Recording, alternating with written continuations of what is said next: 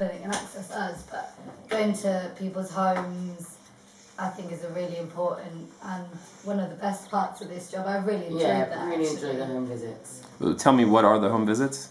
So there, so different types of home visits. There's some are homebound seniors, older people who can't really get out and about on this sort of rocky terrain, people with strokes, people with dementia, a couple of people with dementia, disability, and I think anyone else that you wanted to follow up that couldn't make it down because of work or it's whatever very informal. reason. There's no remit. You don't have to have a certain set of things. If somebody comes to us and says, would you be able to help so-and-so's at home, you know, we can find the time. It's quite flexible. And it's been really nice getting to know people in their own houses, hasn't it? And then following them through the next week, kind of seeing them in their home environment and meeting their families and seeing what the social setup is like at home is really helpful. I think, a couple of people have really stood out for me. I've really enjoyed going to see them. It's been like part of my weekly routine. I'm like, I must go pop and see so and so. And I think it's quite a nice interaction for them, some elderly people who aren't able to get out the house. And to see a fresh face or see a new face, bring up some groceries And for us it's beautiful, isn't it?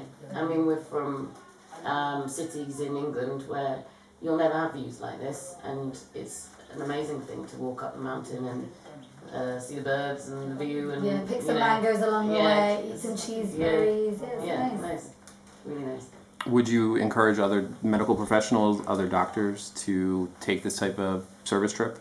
Definitely. Massively. I think a lot of younger doctors or doctors in between posts might be a bit worried about coming to a country or working in a healthcare setting outside of your comfort zone, and I guess that's a fair enough worry, but anything worth doing isn't easy, but I wouldn't say it's been hard or it's been scary. We've been very supported.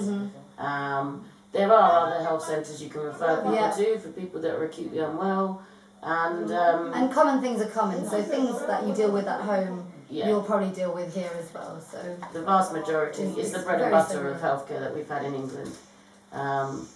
But it's interesting to see how health services can work differently, to see the benefits of the NHS, and also to see sometimes the benefits of doing things other ways. One thing that we've noticed, although there's very little access to healthcare here, that doesn't mean that people have just had to learn to manage themselves, haven't they? So actually people are quite healthy in ways in which you wouldn't expect them to be in the UK, you know, based on the medical problems, and they still often do a lot more for themselves than we would have imagined. So like an 84-year-old back home probably wouldn't be able to climb those mountains, big hills. Yeah, some of them still working in the farms. Yeah, you know, it's 80 plus, it's amazing.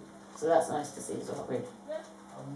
So what do you two think of the Blue Mountain Project as a NGO? It's a scam. Child labour. It's a front.